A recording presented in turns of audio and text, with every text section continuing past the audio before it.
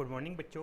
मैं उड़ानशाला company उड़ानशाला education portal जो है उसकी तरफ से आपको माध्यमिक शिक्षा बोर्ड द्वारा घोषित आने वाली 30 जून 2020 को जो मंगलवार का आपका गणित का जो एग्ज़ाम है उसके बारे में हम आपको ऑनलाइन कंटेंट्स अवेलेबल करवाएंगे। इसका आज फर्स्ट वीडियो जिसमें मैथ्स के अंदर जो हमारी पहला चैप्टर हम बताएंगे, उसके अंतर्गत पहले जो चैप्टर की बात करूं तो मैं उसमें लेसन नंबर 17 जिसके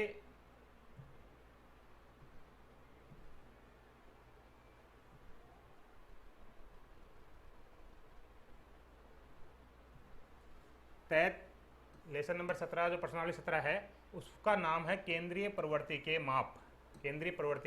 माप, जिसका माध्यमिक शिक्षा बोर्ड द्वारा अंकबार निर्धारित किया हुआ है। वो है, इसका अंकबार है 6 अंक का हमारा ये चैप्टर है, जिसमें हम इसमें केंद्रीय प्रवृत्ति के माप के बारे में प्रस्तावना पढ़ेंगे।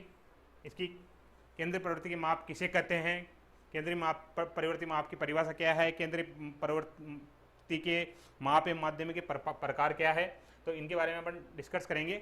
तो हम प्रस्तावना पढ़ते हैं। इसकी सबसे पहले प्रारंभिक आंकड़ों का संकलन, वर्गीकरण, सारणीयन एवं ग्राफ द्वारा प्रदर्शित कर इन्हें समझने के लिए सरल एवं सुगम बनाया जाता है, परंतु अब जब आंकड़ों का तुलनात्मक अध्ययन करना हो या आंकड़ों से कोई निष्कर्ष निकालना हो तो इन्हें और अधिक सरल एवं संक्षिप्त बनाना आवश्यक हो जाता है, जिसे कि उनकी विशेषताओं को एक ही अंक द्वारा प्रकट किया जा सके। एग्जाम्पल के तौर पे देखेंगे अपन, जैसे किसी एक विद्यालय में 300 विद्यार्थियों की तुलना दूसरे विद्यालय के 500 विद्यार्थियों से करनी हो तो उनके भिन्न भिन्न विषयों में प्राप्तांक दर्शाने वाली श्रेणी से किसी भी निष्कर्ष पहुंचना आसान नहीं है, किंतु यदि इन्हीं श्रेणियों के बजाय प्रत्येक श्रेणी से एक प्रतिनिधि अंक लिया जाए तो तुलना करना आसान हो जाएगा। यह प्रतिनिधि अंक श्रेणी के लगभग मध्य में, जहां श्रेणी के अधिकांश पद केंद्रित होते हैं, लिया जाता है।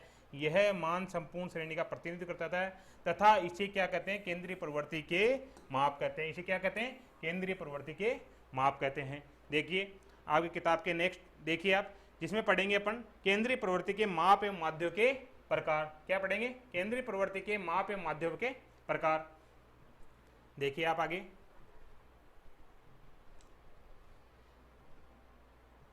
केंद्रीय प्रवृत्ति के जो माप एवं माध्य है उनको 2 भागों में बांटा गया है। कितने भागों में बांटा गया है, 2 भागों में। 2 भाग कौन कौन से हैं, गणितीय माध्य, सबसे पहला क्या है गणितीय माध्य, और दूसरा क्या है स्थिति संबंधी माध्य। गणितीय माध्य को 3 उपमाध्यों में बांटा गया है, समांतर माध्य अथवा औसत, गुणोत्तर माध्य और हरात्मक माध्य।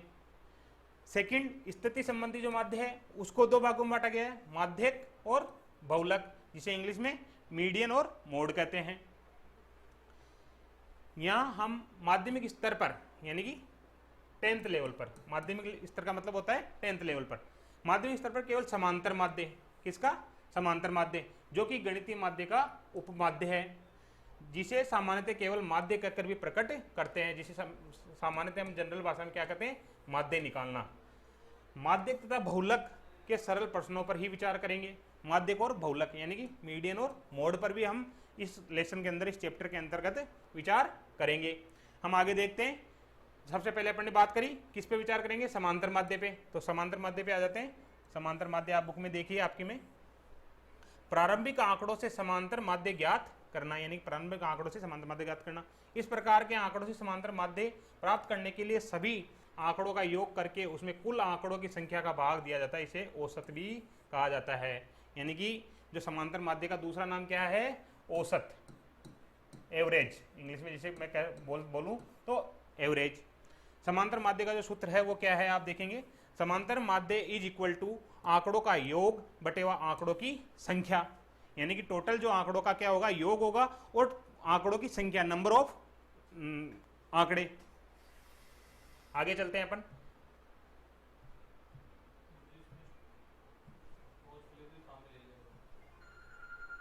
ओके, हम बात कर रहे थे समांतर माध्य की। तो समांतर माध्य का अपन ने देखा था कि सूत्र क्या है इसका, आंकड़ों का योग बटेवा आंकड़ों की संख्या। उदाहरण देखते हैं इसका। उदाहरण के लिए किसी विद्यालय में कक्षा 10वीं में, कौन सी कक्षा, कक्षा 10, में अध्ययन करने वाले 10 छात्र, छात्र कितने हैं आपके 10। गणित विषय, विषय कौन सा है गणित, जो जिसका अपन अध्ययन कर रहे हैं। प्राप्तांक क्रमशः, प्राप्तांक क्या है 7 8 5 6 7 8 9 4 5 और 6 है। ये क्या है प्राप्तांकों का ये अंक है। तो प्राप्तांकों का औसत ज्ञात करेंगे। औसत मैंने आपको ऊपर बताया समांतर माध्य को औसत का औसत भी बोला जाता है। तो समांतर माध्य का औसत ज्ञात करने के लिए हमने क्या किया, प्राप्तांकों का योग बटेवा आंकड़ों का योग बटेवा आंकड़ों की संख्या। तो आंकड़ों का योग क्या होगा, ये आपका प्राप्तांक आंकड़ों का योग हो जाएगा। तो इनका योग करेंगे अपन 7 8 15 5 20 6 26 7 33 8 41 9 50 4 54 5 59 6 65। कितने हो गए प्राप्तांकों का योग 65। बटे में छात्रों की संख्या, छात्रों की संख्या कितनी है 10। ये देखिए अपन छात्रों की संख्या कितनी है 10 बटे में 10। 10 का भाग 65 में देंगे तो आंसर क्या होगा हमारा 6.5 अंक। ये हमारा एवरेज हो गया, ये औसत हो गया, ये समांतर माध्य हो गया।